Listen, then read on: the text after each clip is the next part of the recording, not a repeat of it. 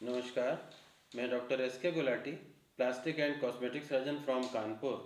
आज आपसे बात करूंगा बर्न इंजरी प्रिवेंशन के बारे में। एज ए प्लास्टिक सर्जन हम लोग काफ़ी बर्न इंजरीज देखते रहते हैं। और बर्न वैसे तो एक एक्सीडेंट होता है, लेकिन फिर भी हम लोग कुछ कॉमन पैटर्न देखते हैं बर्न इंजरीज में। तो आज मैं आपका ध्यान उन्हीं पैटर्न्स की तरफ आकर्षित करना चाहूँगा, जिससे शायद ये बर्न्स कुछ हद तक प्रिवेंट हो सकें। दिवाली से रिलेटेड बर्न इंजरीज और उसके प्रिवेंशन के बारे में मैं पहले भी वीडियो बना चुका हूँ। उसका लिंक मैं डिस्क्रिप्शन बॉक्स में दे रहा हूँ। आज हम लोग बात करेंगे रोज़मर्रा की ज़िंदगी में होने वाली बर्न इंजरीज और उनके प्रिवेंशन के बारे में। सबसे ज़्यादा बर्न हॉट लिक्विड से होते हैं। गर्म चाय, गर्म दूध, गर्म पानी, गर्म तेल, इन सब चीज़ों से बच्चा जल सकता है। और सबसे ज़्यादा बच्चे ही प्रभावित होते हैं। बड़े भी जल सकते हैं हॉट लिक्विड से, लेकिन बच्चे ज़्यादा प्रभावित होते हैं।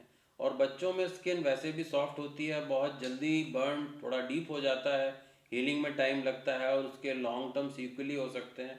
तो इसलिए ये बड़ा इम्पॉर्टेंट है कि बर्न को प्रिवेंट किया जाए। और प्रिवेंट करने में सबसे इम्पॉर्टेंट चीज़ ये है कि एंटिसिपेट करना कि बर्न कैसे हो सकता है। एक बार बर्न हो जाएगा फिर तो उसको मैनेज करना ही पड़ता है, लेकिन उसको एंटिसिपेट करना ज़रूरी है। अगर आपके हाथ में कोई गर्म लिक्विड है, चाय है, दूध है, और साथ में बच्चा भी आसपास है, तो वो उसमें हाथ मार देता है और चाय या दूध गिर जाता है। बच्चा भी जल सकता है, आप भी जल सकते हैं।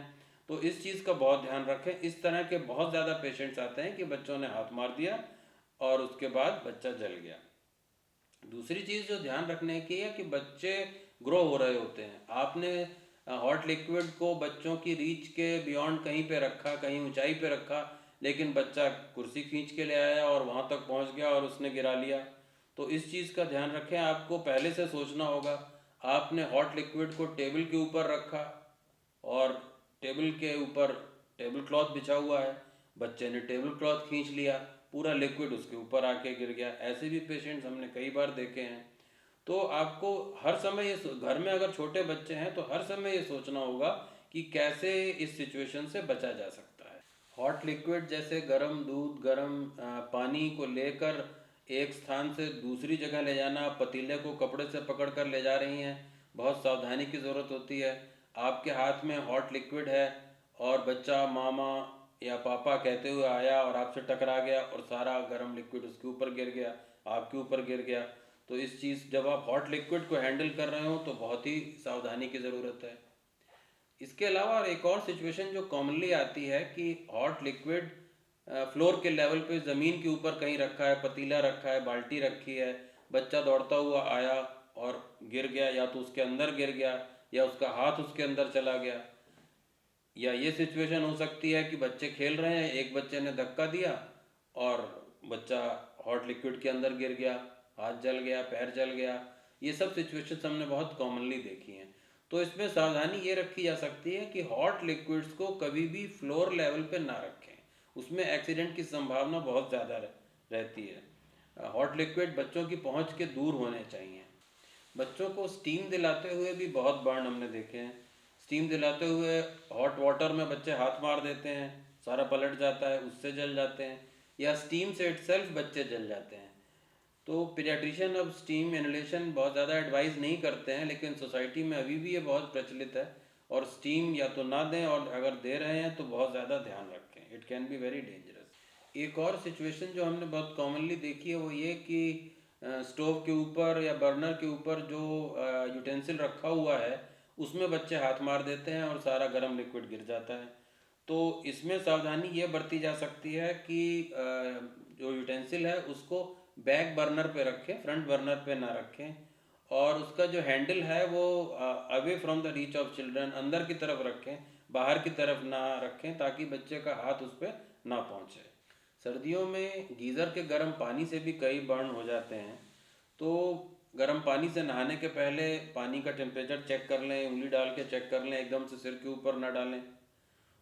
गर्म शावर से भी बर्न होते हुए देखा है, तो एकदम से उसके नीचे ना खड़े हों। ये सब मशीनें हैं, मशीनों में एरर हो सकता है और ज़्यादा टेम्परेचर का पानी आ सकता है और उससे बर्न हो जाते हैं।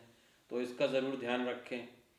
इसके अलावा घर में एक और सिचुएशन जो कॉमनली होती है वो होती है टेम्पल में या मंदिर में। घर में जो मंदिर होता है उसमें दिया जल रहा होता है और अक्सर दिया फ्लोर के लेवल पे रखा हुआ होता है और घर की लेडी या ओल्ड लेडीज़ या बच्चे वहाँ पहुँच जाते हैं तो साड़ी में या दुपट्टे में आग लग जाती है और मेजर बर्न फ्लेम बर्न हो जाते हैं। हॉट लिक्विड से तो ज़्यादातर माइनर बर्न्स होते हैं, लेकिन जब फ्लेम बर्न होता है तो this can be life threatening और डेंजरस हो सकता है।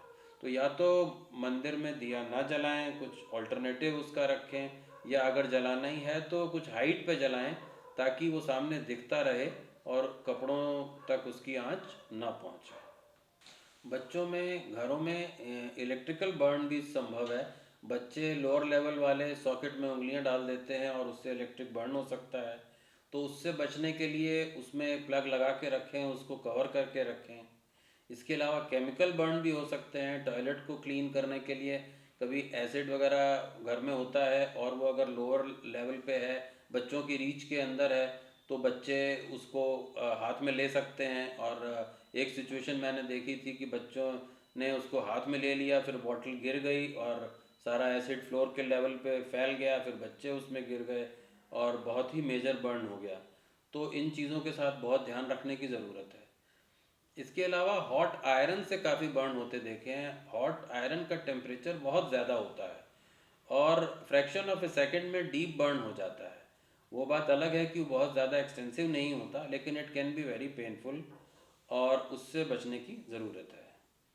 इसके अलावा सर्दियों में जैसे बॉनफायर की जाती है और उसमें इन्फ्लेमेबल लिक्विड लोग पेट्रोल या मिट्टी का तेल वगैरह डालते हैं, तो ये चीज़ ध्यान रखने की है कि जो पेट्रोल के वेपर्स होते हैं वो भी इन्फ्लेमेबल हैं। जिस बोतल से या कंटेनर से आप पेट्रोल डाल रहे हैं, कभी कभी वो वेपर्स के ज़रिए आग पकड़ लेता है और मेजर बर्न हो जाते हैं। तो इसका ध्यान रखने की ज़रूरत है। यहाँ एक और बात ध्यान रखने की है कि नशे की हालत में बर्न ज़्यादा हो जाते हैं।